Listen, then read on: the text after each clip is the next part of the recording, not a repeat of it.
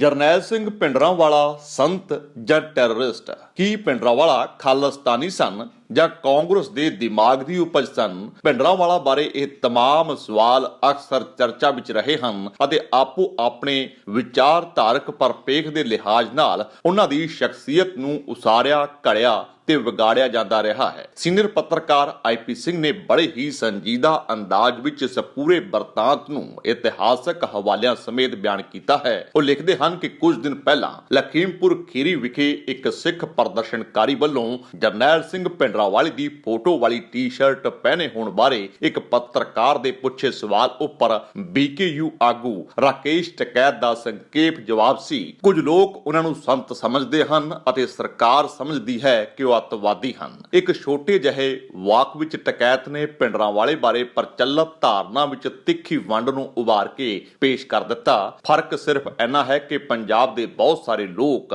ਉਹਨਾਂ ਨੂੰ ਅੱਜ ਵੀ ਸੰਤ ਅਤੇ ਨਾਇਕ ਮੰਨਦੇ ਹਨ, ਜਿਨ੍ਹਾਂ ਨੇ ਸਿੱਖ ਪੰਥ ਅਤੇ ਅਕਾਲ ਤਖਤ ਅਤੇ ਸਿੱਖ ਸਨਮਾਨ ਦੀ ਰਾਖੀ ਕਰਦਿਆਂ ਆਪਣੀ ਜਾਨ ਕੁਰਬਾਨ ਕਰ ਦਿੱਤੀ ਸੀ। ਦਰਅਸਲ ਭਿੰਡਰਾਂਵਾਲੇ ਦੀਆਂ ਤਸਵੀਰਾਂ ਵਾਲੇ ਹੋਰਡਿੰਗਸ, ਟੀ-ਸ਼ਰਟਾਂ ਅਤੇ ਇੱਥੋਂ ਤੱਕ ਕਿ ਵਾਹਨ ਵੀ ਪੰਜਾਬ ਵਿੱਚ ਆਮ ਵੇਖਣ ਨੂੰ ਮਿਲਦੇ ਹਨ। ਪੰਜਾਬ ਭਰ ਵਿੱਚ ਦੋ ਸਰਵ-ਵਿਆਪੀ ਤਸਵੀਰਾਂ ਭਿੰਡਰਾਂਵਾਲੇ ਅਤੇ ਭਗਤ ਸਿੰਘ ਦੀਆਂ ਹਨ। ਭਿੰਡਰਾਂਵਾਲੇ ਨੂੰ 2003 ਵਿੱਚ ਅਕਾਲ ਤਖਤ ਵੱਲੋਂ ਸਿੱਖ ਕੌਮ ਦਾ ਸ਼ਹੀਦ ਐਲਾਨਿਆ ਗਿਆ ਅਤੇ ਉਹਨਾਂ ਦੀ ਫੋਟੋ ਕੇਂਦਰੀ ਸਿੱਖ ਅਜਾਇਬ ਘਰ ਵਿੱਚ ਪ੍ਰਦਰਸ਼ਿਤ ਹੈ, ਜੋ ਕਿ ਅੰਮ੍ਰਿਤਸਰ ਦੇ ਦਰਬਾਰ ਸਾਹਿਬ ਕੰਪਲੈਕਸ ਦਾ ਹਿੱਸਾ ਹੈ। ਉਹਨਾਂ ਨੂੰ ਸ਼ਹੀਦ ਐਲਾਨ ਕਰਨ ਵਿੱਚ ਦੇਰੀ ਦਾ ਇੱਕੋ ਇੱਕ ਕਾਰਨ ਇਹ ਸੀ ਕਿ ਉਸ ਦੀ ਸੰਸਥਾ ਦਮਦਮੀ ਟਕਸਾਲ ਦਾ ਮੰਨਣਾ ਸੀ ਕਿ ਉਹ ਜੂਨ 1984 ਵਿੱਚ ਜਿੰਦਾਬਾਦ ਕਹਿ ਸਨ। ਇਹਨਾਂ ਸ਼ਹੀਦਾਂ ਦੇ ਪਰਿਵਾਰਾਂ, ਜਿਨ੍ਹਾਂ ਵਿੱਚ ਸਾਬਕਾ ਮੇਜਰ ਜਨਰਲ ਸ਼ਬੇਗ ਸਿੰਘ ਵੀ ਸ਼ਾਮਲ ਸਨ, ਨੂੰ ਅਕਾਲ ਤਖਤ ਵੱਲੋਂ ਹਰ ਸਾਲ ਆਪਰੇਸ਼ਨ ਬਲੂ ਸਟਾਰ ਦੀ ਵਰ੍ਹੇਗੰਢ ਮੌਕੇ ਸਨਮਾਨਿਤ ਕੀਤਾ ਜਾਂਦਾ ਹੈ। ਸਿਰਫ ਸ਼੍ਰੋਮਣੀ ਅਕਾਲੀ ਦਲ ਹੀ ਨਹੀਂ, ਕਾਂਗਰਸ, ਬੀਜੇਪੀ ਅਤੇ ਬਸਪਾ ਸਮੇਤ ਹੋਰ ਮੁੱਖ ਧਾਰਾ ਦੀਆਂ ਰਾਜਨੀਤਿਕ ਪਾਰਟੀਆਂ ਭਿੰਡਰਾਂਵਾਲੇ ਬਾਰੇ ਕੋਈ ਸਪਸ਼ਟ ਸਥਿਤੀ ਲੈਣ ਤੋਂ ਬਚਣਾ ਪਸੰਦ ਕਰਦੀਆਂ ਹਨ। ਹਾਲਾਂਕਿ ਕੁਝ ਖਾਸ ਭਾਜਪਾ ਨੇਤਾ ਟੀਵੀ ਬਹਿਸਾਂ ਦੌਰਾਨ ਉਹਨਾਂ ਨੂੰ ਅੱਤਵਾਦੀ ਕਹਿੰਦੇ ਰਹੇ ਅਤੇ ਜਦੋਂ ਉਹ ਖਾਸ ਆਪਰੇਸ਼ਨ ਦਾ ਸਾਹਮਣਾ ਕਰ ਰਹੇ ਸਨ। ਹਾਲਾਂਕਿ ਰਾਜ ਦੇ ਭਾਜਪਾ ਦੇ ਚੋਟੀ ਦੇ ਆਗੂ ਇਸ ਵਿਸ਼ੇ ਤੇ ਕੋਈ ਵੀ ਪੱਖ ਲੈਣ ਤੋਂ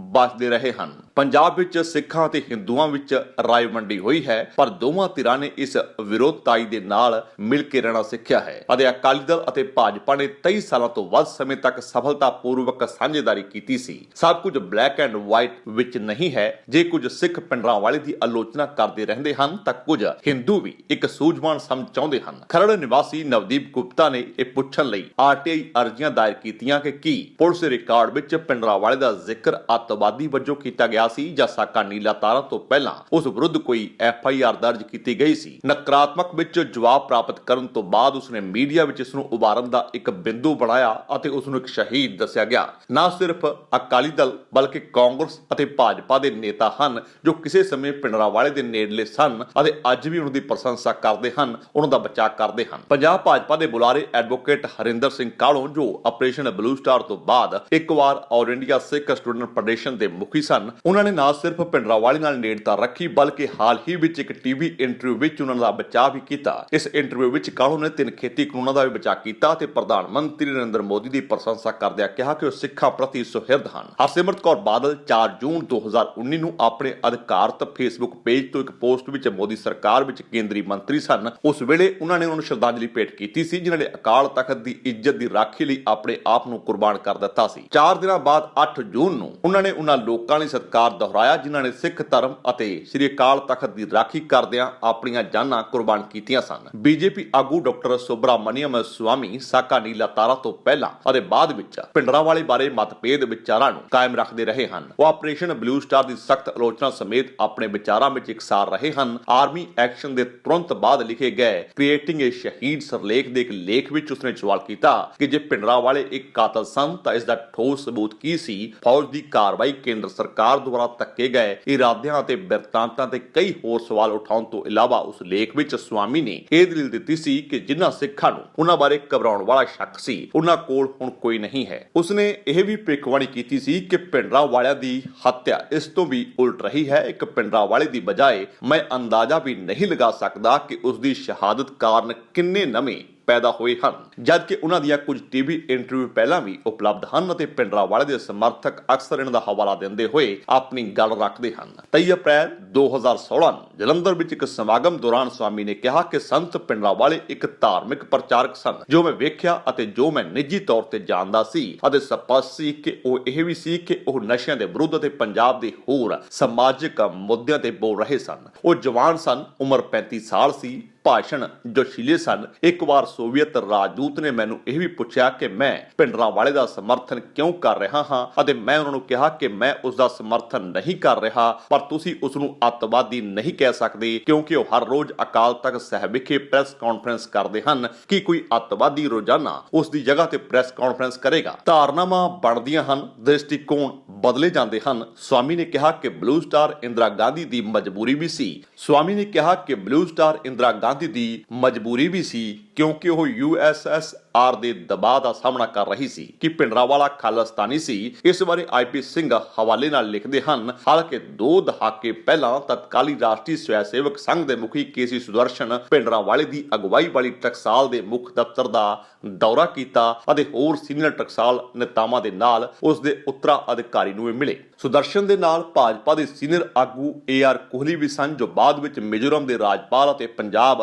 RSS ਦੇ ਨੇਤਾ ਬਣੇ। ਇਹ ਜਾਂ ਤਾਂ 2000 ਦੇ ਅੰਤ ਜਾਂ 2001 ਦੀ ਸ਼ੁਰੂਆਤ ਦੀ ਗੱਲ ਸੀ, ਜਦੋਂ ਸੁਦਰਸ਼ਨ ਨੇ ਚੌਂਕ ਮਹਿਤਾ ਵਿਖੇ ਟਕਸਾਲ ਦੇ ਮੁੱਖ ਦਫ਼ਤਰ ਦਾ ਦੌਰਾ ਕੀਤਾ ਸੀ। ਉਸ ਸਮੇਂ ਦੇ ਟਕਸਾਲ ਮੁਖੀ ਬਾਬਾ ਠਾਕੁਰ ਸਿੰਘ ਅਤੇ ਹੋਰ ਸਿੱਖ ਸੰਤ ਅਤੇ ਟਕਸਾਲ ਨੇਤਾਵਾਂ ਨਾਲ ਮੁਲਾਕਾਤ ਕੀਤੀ। ਅਕਾਲ ਤਖਤ ਦੇ ਸਾਬਕਾ ਜਥੇਦਾਰ ਜਸਬੀਰ ਸਿੰਘ ਰੋਡੇ ਭਿੰਡਰਾਂਵਾਲੇ ਦੇ ਭਤੀਜੇ ਨੇ ਇਹ ਜਾਣਕਾਰੀ ਦਿੱਤੀ ਸੀ। RSS ਦੇ ਉਸ ਸਮੇਂ ਦੇ ਮੁਖੀ ਦੇ ਦੌਰੇ ਦੇ ਵੇਰਵਿਆਂ ਨੂੰ ਯਾਦ ਕਰਦਿਆਂ ਉਸਨੇ ਕਿਹਾ ਕਿ ਜਦੋਂ ਉਹ ਟਕਸਾਲ ਹੈੱਡਕੁਆਰਟਰ ਵਿੱਚ ਦਾਖਲ ਹੋਏ ਤਾਂ ਉਹਨਾਂ ਨੇ ਬਾਬਾ ਠਾਕੁਰ ਸਿੰਘ ਦੇ ਪ੍ਰਤੀ ਬਹੁਤ ਸਤਿਕਾਰ ਦਿਖਾਇਆ ਅਤੇ ਬਾਅਦ ਵਾਲੇ ਨੇ ਵੀ ਇਸ ਦਾ ਸਵਾਗਤ ਕੀਤਾ। ਮੀਟਿੰਗ ਇੱਕ ਹਾਲ ਵਿੱਚ ਹੋਈ ਜਿਸ ਵਿੱਚ ਸੰਤ ਭਿੰਡਰਾਂਵਾਲਿਆਂ ਦੀ ਜੀਵਨ ਆਕਾਰ ਵਾਲੀ ਤਸਵੀਰ ਸੀ। RSS ਮੁਖੀ ਦੀ ਉਸ ਵੇਲੇ ਉਦਘਾਟਨੀ ਟਿੱਪਣੀ ਇਹ ਸੀ ਕਿ ਉਹ ਕਾਂਗਰਸ ਸਰਕਾਰ ਦੁਆਰਾ ਦਰਬਾਰ ਸਾਹਿਬ ਤੇ ਫੌਜ ਦੀ ਕਾਰਵਾਈ ਤੋਂ ਬਹੁਤ ਦੁਖੀ ਹੋਏ ਅਤੇ ਇਸ ਨੂੰ ਇੱਕ ਤਬਾਹੀ ਕਿਹਾ। ਭਾਈ ਸਰਬਜੋਤ ਸਿੰਘ ਬੇਦੀ, ਜੋ ਉਸ ਸਮੇਂ ਗੁਰਮਤਿ ਸਿਧਾਂਤ ਪ੍ਰਚਾਰਕ ਸੰਤ ਸਮਾਜ ਦੇ ਮੁਖੀ ਸਨ ਅਤੇ ਬਹੁਤ ਸਰਗਰਮ ਸਨ, ਵੀ ਮੀਟਿੰਗ ਵਿੱਚ ਹਾਜ਼ਰ ਰਹੇ। RSS ਮੁਖੀ ਸੁਦਰਸ਼ਨ ਨੇ ਬਾਬਾ ਠਾਕੁਰ ਸਿੰਘ ਦਾ ਸਤਿਕਾਰ ਕੀਤਾ ਤੇ ਖੁਸ਼ੀ ਦੇ ਮੁੱਢਲੇ ਆਦਾਨ ਪ੍ਰਦਾਨ ਤੋਂ ਬਾਅਦ ਉਸਨੇ ਸਾਨੂੰ ਪੁੱਛਿਆ ਕਿ ਹਿੰਦੂਆਂ ਤੇ ਸਿੱਖਾਂ ਦਰਮਿਆਨ ਕੁੜੱਤਣ ਨੂੰ ਘਟਾਉਣ ਲਈ ਕੀ ਕੀਤਾ ਜਾਣਾ ਚਾਹੀਦਾ ਹੈ, ਕਿਉਂਕਿ ਉਹ ਇਤਿਹਾਸ, ਪਰੰਪਰਾਵਾਂ ਅਤੇ 2 ਫਿਰਕਿਆਂ ਦੇ ਆਪਸੀ ਰਿਸ਼ਤੇ ਨੂੰ ਵੀ ਸਮਝਦਾ ਸੀ। ਅਸੀਂ ਉਸ ਨੂੰ ਸਥਿਤੀ ਬਾਰੇ ਸਮਝਾਇਆ, ਇਸ ਗੱਲ ਨੂੰ ਉਜਾਗਰ ਕਰਦੇ ਹੋਏ ਕਿ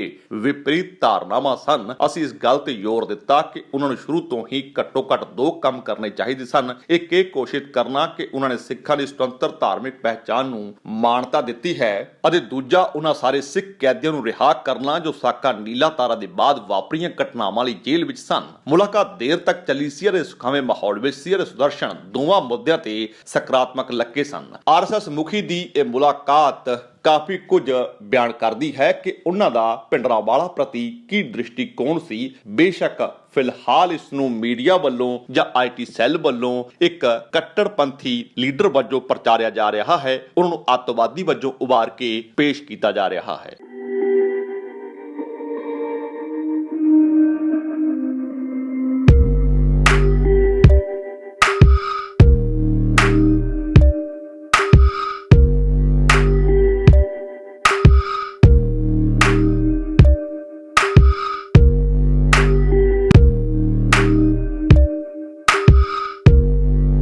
ਸਾਡੇ YouTube ਚੈਨਲ ਨੂੰ ਸਬਸਕ੍ਰਾਈਬ ਕਰੋ।